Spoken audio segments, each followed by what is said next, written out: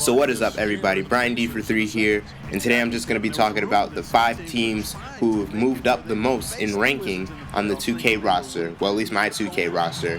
So I don't know how it's going to be in 2K16, but this is a good quick glimpse at, which teams are moving the most in terms of ranking on 2K.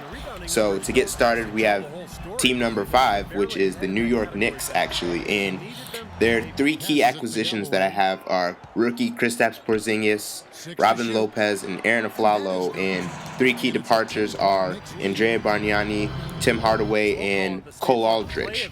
Now, the reason why I think the New York Knicks are so improved is because they really fortified their defense by adding Robin Lopez and Aaron Aflalo especially. Aaron Aflalo is a two-way player, and Robin Lopez is definitely one of the better interior defenders, and he's a great offensive rebounder.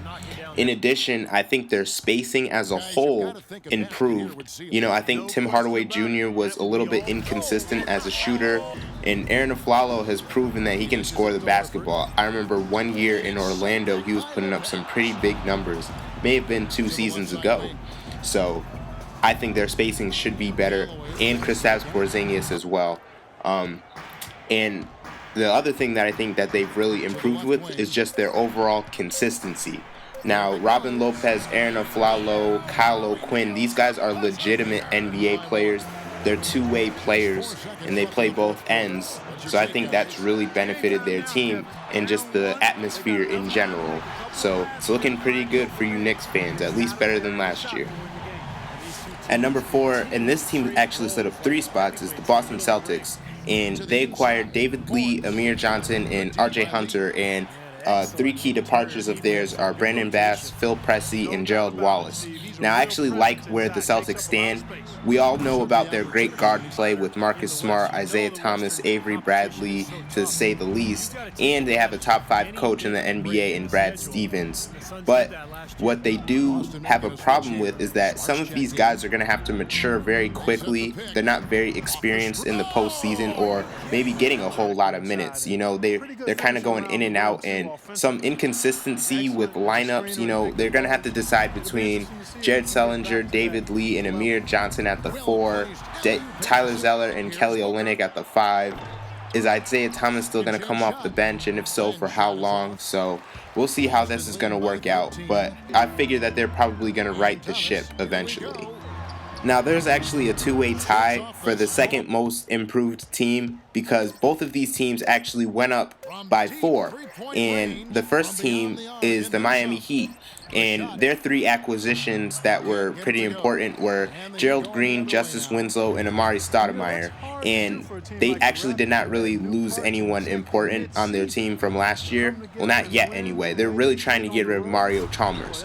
But until that happens, they have not lost anybody significant. So the Miami Heat, they addressed a couple of huge problems with their team. They needed to address some depth at the shooting guard position, especially since Dwayne Wade has been getting hurt a lot more often in his older age. So Gerald Green hopefully can fill in when Dwayne Wade isn't feeling great and could provide that team with some instant offense off of the bench. And they also addressed a size issue that they had because aside from Hassan Whiteside off of their bench, the Miami Heat didn't really have anyone else to play center aside from Chris Anderson. And Chris Anderson is actually getting up there in age. Not that Amari isn't, but it's good to have 2 old bodies than just one that could play center. So that's pretty good for them. And Justice Winslow can help the Heat bring back their old defensive identity, could bring some energy off of that bench, and can handle the ball as well. Don't sleep on that. So hopefully he can play an important role for that team. And let's not forget about their starting lineup either. I know all these guys are coming back, but the Miami Heat may actually have the second best starting lineup in the East, depending on how you look on it. You could argue that they have the best starting 5, but I wouldn't go there. But you could argue that they have the second best if you start Chris Bosh at the 4 with Hassan Whiteside at the 5, Luol Deng at the 3, D Wade at the 2, Goran Dragic at the 1. That's a mean team. And then you have Justice Winslow off the bench, Gerald Green. So they're looking like they could contend for a title if they stay healthy. The other team that improved by 4 is the Milwaukee Bucks, actually. And 3 of their key acquisitions that I have here are Greg Monroe, Grievous Vasquez, and Miles Plumlee. And 3 key departures that I have are Jared Dudley, Zaza Pachulia, and Ersan Ilyasova. Now, I've mentioned this before, I talked about it a little bit, but the Milwaukee Bucks, with their versatility and their size at all across their positions, they can run with a number of lineups. Like, I would love to be Jason Kidd, just plotting different lineups. Like, last year they were considering playing Giannis at point guard. Now they're talking about playing him at center because he actually grew. He's 6'11" now. Jabari Parker played from the 3 to the 5 in college, so you don't know what he's going to do.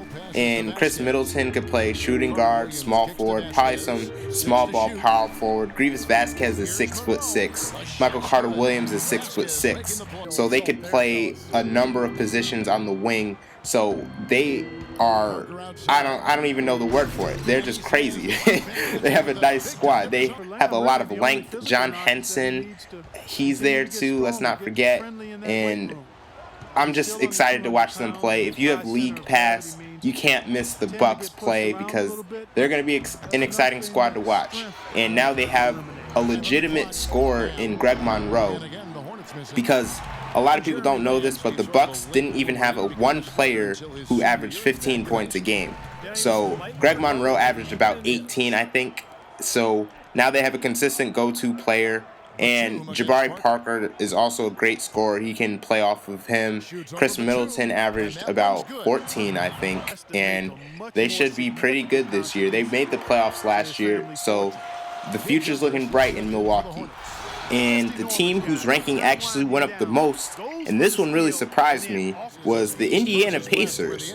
And their 3 key acquisitions that I have here are Monte Ellis, Jordan Hill, and Miles Turner. And their 3 key departures are Roy Hibbert, David West, and Luis Scola. So they lost 3 of their best 6 players from last year, I would say.